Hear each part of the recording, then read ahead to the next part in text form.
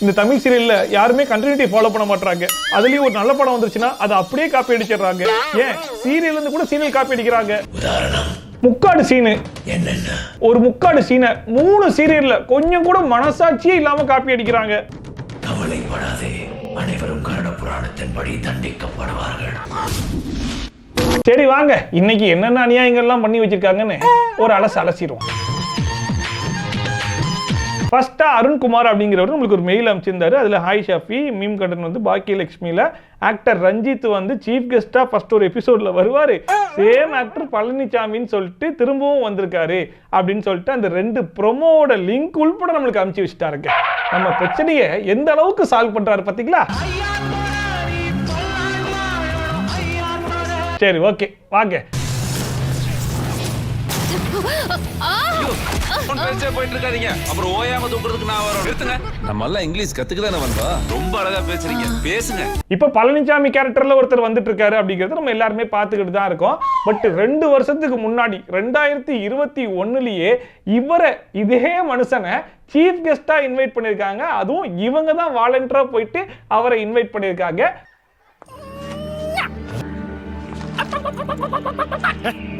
ஆனா அவரு இவருன்றது இவங்களுக்கு தெரியலையாமா.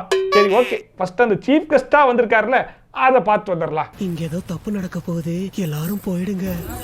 ஓபன் செரமனியை நீங்க 2 பேரும் வந்து ஓபன் பண்ணி கொடுத்தா நாங்க கண்டிப்பா வரோம். இல்ல அவங்க 2 பேரும் வருவாங்கல்லடா. ஒரே நேரத்தில் அழைக்கப்படும் சிறப்பு விருந்தினர். அட பாவிங்களா, ஒரே கேரக்டர் தான் 2 வருஷத்துக்கு முன்னாடி ரஞ்சித் அப்படிங்கிற பேர்ல ஒரு பயங்கரமான செலிபிரிட்டியா இருந்திருக்காரு. இப்போ அதே கேரக்டர் இப்ப பழனிசாமியா மாறி ஸ்போக்கன் இங்கிலீஷ் கிளாஸ் எல்லாம் வந்து உட்கார்ந்துகிட்டு இருக்காரு. அட 2 வருஷத்துக்கு முன்னாடி அதுவும் ஒரு சின்ன ரோல்ல தானே பண்ணியிருக்காரு. இப்ப அவரையே பேர் மாத்தி பண்ண விட்டா யாரும் கண்டுபிடிக்க மாட்டாங்க அப்படின்னு நினைச்சு டைரக்டர் சார் பண்ணியிருக்காரு போல இருக்கு. பட் நம்ம வியூவர்ஸ் கண்ணுல இருந்து தப்பிக்க முடியுமா? அடுத்ததா பானுபிரியா அப்படிங்கிறவங்க நம்மளுக்கு ஒரு கமெண்ட் பண்ணியிருந்தாங்க. வானத்தை போல சீரியல் பாருங்க, அந்த டேட்ல எந்த டேட்னு தெரியல, ஆனா அதுல கலாபக்காதலன் மூவில இருக்கிற குக்கிங் சீனை அதே மாதிரி இந்த சீரியல்லையும் வச்சிருக்காங்க. செம்ம காமெடியா இருக்கும், போய் பாருங்க அப்படின்னு சொல்லியிருக்காங்க. அதாவது கலாபக்காதலன்னா நம்ம ஆர்யா நடிச்ச படம் தானே, அதுல இந்த பொண்டாட்டிக்கு தெரியாம இவர் போய் சமைச்சு வச்சு ஒரு சர்ப்ரைஸ் பண்ணுவாரு. அநேகமா அந்த சீனா தான் இருக்கும்னு நினைக்கிறேன். வாங்க அதை போட்டு என்ன அநியாயம் பண்ணி வச்சிருக்காங்கன்னு பாப்போம். நீ நேரா ரூமுக்கு போற, அங்க இருக்கிற டேப் எடுத்து அளந்து பார்த்துட்டு எனக்கு சொல்ற. 1 செகண்ட் ப்ளீஸ். டேய் நோஸ் 2 இன்ச் போடு. ஒரு வழியா டேப் கிடைச்சிருச்சு. இப்போ அளந்து சொல்லு. ஐஸ் தலா ஆப் இன்ச் போட்டுக்க. கை ஒரு 2. எல்லாம் நல்லதாவே முடிந்து விட்டது. என்ன சாம்பார் வாசனை சும்மா கம கமா நடிக்குதுன்னா?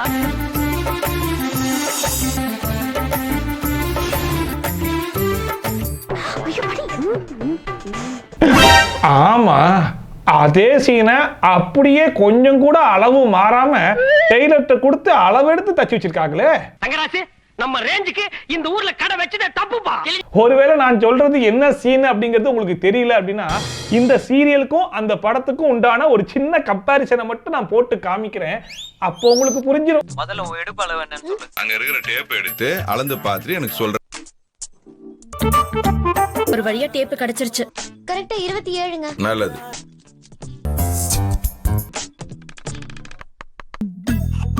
போனோட போய் 1/2 கிலோ வாங்கிட்டு வா. இன்னும் நான் சமையல் வேலையை ஆரம்பிக்கல மாமா. பாத்துலாம். நான் வீட்டுக்கு வரேன். பாத்தீங்களா, கொஞ்சம் கூட டிஃபரன்ஸ் இல்லாம செதுக்குன்னு செதுக்கிருந்தாங்களா? என்ன பெரிய டிஃபரன்ஸ் காட்டியிருந்தாங்க அப்படின்னு சொல்லி பார்த்தீங்கன்னா, அங்கே முழு கோழி, இங்கே துண்டு துண்டாக வெட்டி போட்ட கோழி, அங்கே இடுப்பளவு, இங்கே வந்துட்டு ஜாக்கெட் அளவு, அங்கே ஹெட்ஃபோனு, இங்கே நார்மல் ஃபோனுன்னு இந்த மாதிரியான ஒரு பெரிய டிஃபரன்ஸ் எல்லாம் காமிச்சிருக்காங்களே தவிர்த்து சீன் என்னமோ ஒரே சீனை தான் ஓட்டியிருக்காங்க. அடுத்த ஸ்டீஃபன் அப்படிங்கிறவர் கமெண்ட் பண்ணியிருந்தாரு. மாரி சீரியல்ல மாரி மீது தேவி ஆத்மா புகுந்து இங்கிலீஷ் பேசுவாங்க.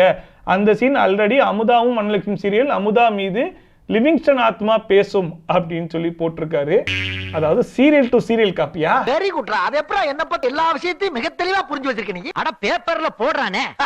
படத்துல இருந்து சீரியலுக்கு சொல்றது ஒரு வெரைட்டி அப்படின்னா சீரியல் டு சீரியல் சொல்றது இன்னொரு வெரைட்டி. பிரமாதமா இருக்கியா? But nothing to talk with you. I am not interested to talk with uneducated people like you. பேசுறது சத்தியமா உங்களுக்கு புரிஞ்சிருக்காது. தயவு செய்து வெளிய போறீங்களா? மேலையும் போலன்னா நானே கழுத்தை பிடிச்சு வெளியே தள்ள வேண்டியதா இருக்கும். Shut up, you bloody nonsense. I know all the rules and regulations. Educational institutions. எப்படி இங்க கொஞ்சம் கூட இங்கிலீஷ் பேச முடியாம அப்படியே துக்கப்பட்டு துயரப்பட்டு வேதனைப்பட்டு அவமானப்பட்டு செங்கல்பட்டு வாழப்பட்டு இப்படி எல்லா பட்டும் பட்டு அவங்க மாமனார் உள்ள வந்து சும்மா இங்கிலீஷ்ல பொளந்து கட்டினார்ல, இப்ப அப்படியே கொஞ்சம் மாறி பக்கம் போகுமா? ஓ ஐயோ, என்ன சிரிப்பு ராஸ்கல், என்ன சின்ன பிள்ளைத்தனமா இருக்கு. அதே ஆத்மா அதே இங்கிலீஷ், பட் டிஃபரன்ஸ் என்ன அப்படின்னு சொல்லி பாத்தீங்கன்னா அங்க மாமனார் இங்க மாமியார். எப்படி பயங்கரமான டிஃபரன்ஸா இருக்குல்ல? அடுத்த துசந்தன் பாலா அப்படிங்கிறவர் நம்மளுக்கு இன்ஸ்டாகிராம்ல ஒரு மெசேஜ் அனுப்பிச்சிருந்தாரு. 2 போட்டோ அனுப்பிச்சு சீன் முடிஞ்சா கூட பரவாயில்ல, அதே சீன் தான் போகுது. அவங்க வந்து ஹேர் ஸ்ட்ரைட்னிங் பண்ணியிருக்காங்களாம். எவ்வளோ சீரியஸாக பேசிட்டு இருக்காங்க. ஒரு சீன் முடிஞ்சு போய் ஸ்ட்ரைட்னிங் பண்ணியிருந்தா கூட பரவாயில்ல, ஏன் இவ்வளோ அர்ஜென்ட்டு? இதை தான் நான் உங்களுக்காக கண்டுபிடிச்ச கண்டென்ட் அப்படின்னு சொல்லி போட்டிருக்காங்க. ஒரு சீன்லேருந்து அடுத்த சீனுக்குள்ள ஹேர் ஸ்ட்ரைட்னிங் ஆயிடுச்சா? என்னடா இது? வாங்க பார்த்துருவோம்.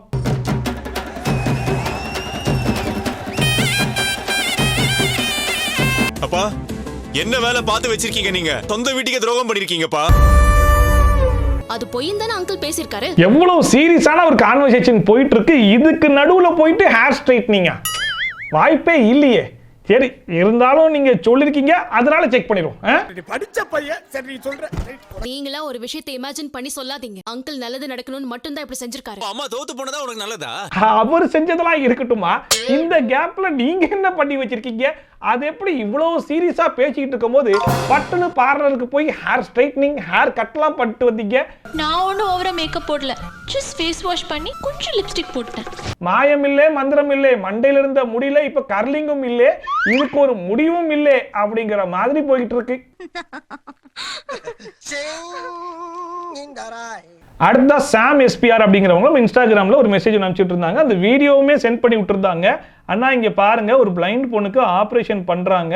அந்த பொண்ணு சீரியல் ஃபுல்லாகவே ஐலசஸை மூடாது, இப்போ ஏதோ புதுசு பூசும்போது கண்ணை மூடுது, அப்புறம் காமெடின்னு ஒன்று பண்ணுறாங்க அண்ணா முடியலை அப்படின்னு சொல்லியிருக்காங்க. ஏதோ கண் ஆப்ரேஷன் அப்போ பயங்கரமான காமெடியெல்லாம் பண்ணி வச்சிருக்காங்க போல இருக்கு. சரி வாங்க, இதை நம்ம சீரியஸாக தான் பார்க்க முடியாது, காமெடியாக பார்த்து சிரிக்க வாச்சு செய்யலாம்.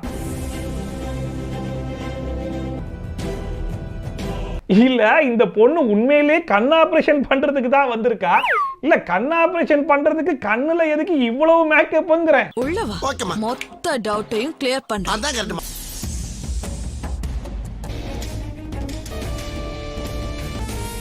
இவங்கெல்லாம் சேர்ந்து உண்மையிலே கண் ஆபரேஷன் தான் பண்றாங்களா, இல்ல கண்ணுல போட்டு வந்திருக்க மேக்கப்பை உட்கார்ந்து அழிச்சு விடுறாங்களான்னு தெரியலையே. சுத்தி சுத்தி கண்ணுல போட்டிருக்க மேக்கப்பை தான் அழிச்சுக்கிட்டு இருக்காங்க. டேய், நான் பெயிண்ட் தான்டா எடுக்க சொன்னேன், உசுரை எடுக்க சொல்ல முள்ள சுரண்டுங்க. சாமே சாமே.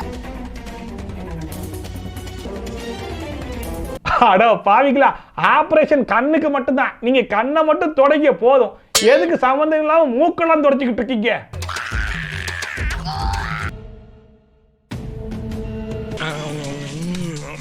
மூஞ்சி மட்டும் தான் வேலை செய்து, மத்ததெல்லாம் அப்படியே இருக்கு.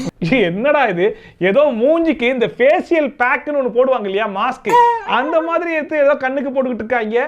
இல்ல உண்மையிலேயே இந்த மாதிரி தான் கண் ஆபரேஷன் பண்ணுவாங்களா? நம்ம வியூவர்ஸ்ல யாராச்சும் கண்டக்டர்லாம் இருந்தீங்கன்னா இவங்க உண்மையிலேயே என்ன காமெடிலாம் பண்றாங்க அப்படிங்கறத கொஞ்சம் கமெண்ட் செக்ஷன்ல சொல்லுங்க, நாங்கெல்லாம் பார்த்து சிரிச்சுக்கிறோம்.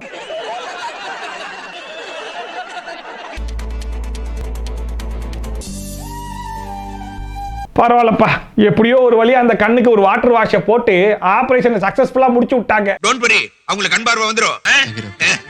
வரமா. அடுத்ததா ஜனனி ராம் அப்படிங்கிறவங்க நமக்கு இன்ஸ்டாகிராம்ல ஒரு மெசேஜ் அனுப்பிச்சிருந்தாங்க. ப்ரோ, விஜய் டிவில கண்ணானே கண்ணே சீரியல்ல இந்த டேட்ல இந்த எபிசோட்ல தமிழ் அவங்க அப்பாவுக்கு மெசேஜ் பண்ணுவோம், அந்த டைம்ல எல்லாரும் தூங்கிட்டு இருப்பாங்க, அந்த மெசேஜை அவங்க அப்பா பார்க்கும்போது 5 PM போட்டிருக்கோம், அதை க்ளோஸ் அப்ல வேற காட்டிருப்பாங்க அப்படின்னு சொல்லியிருக்காங்க. அதாவது மிட் நைட்ல 5 PM என்ன பண்ணி வச்சிருக்காங்க, அது க்ளோஸ் அப்ல வர காட்டியிருக்காங்களாமே. வாங்க நம்மளும் ஒரு க்ளோஸ் அப்ல பாத்துருவோம்.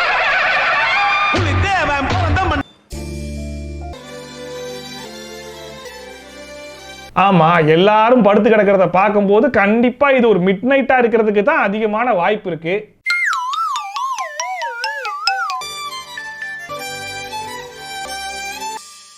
பானு நம்பர்ல இருந்து இந்த நேரத்துக்கு மெசேஜ் வந்திருக்கு. இந்த நேரமா? அப்படி அது எந்த நேரம்னு கொஞ்சம் காட்டுங்களே, நாங்களும் பாத்துக்கிறோம்.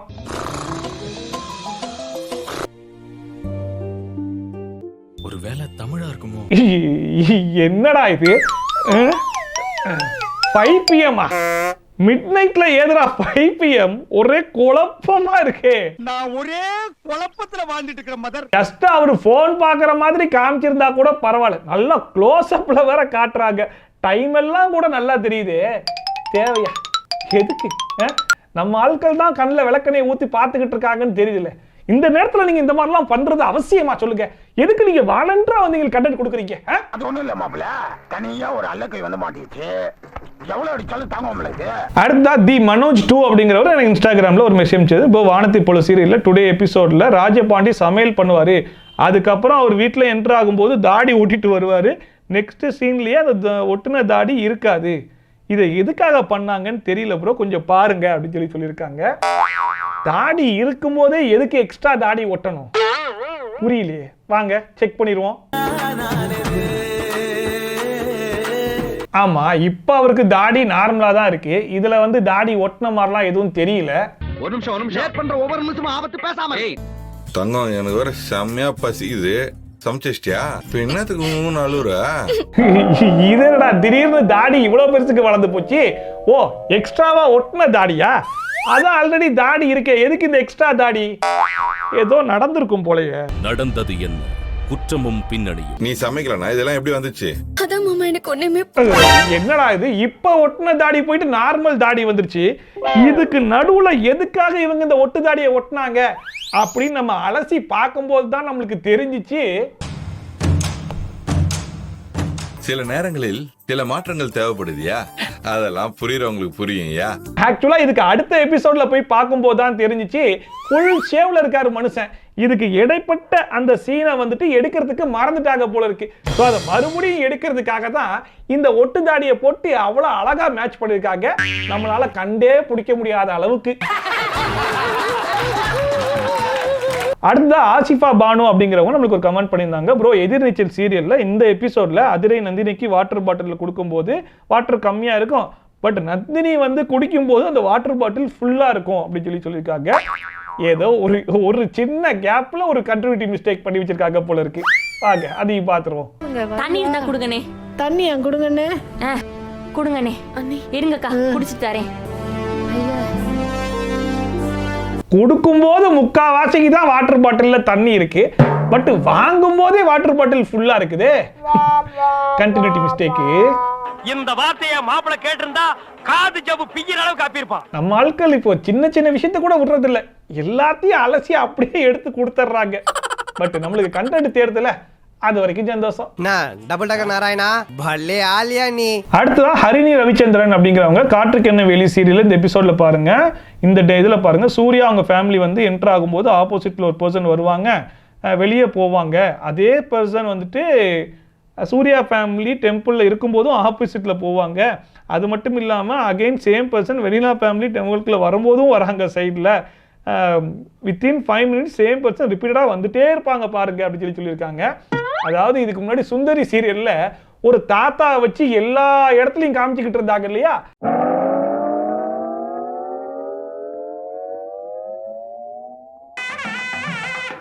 அந்த மாதிரி ஒரு பாட்டியை பிடிச்சி படாத பாடு படுத்திருக்காங்க போல இருக்கு. சரி, என்ன பண்ணிருக்காங்கன்னு பாத்துருவோம்.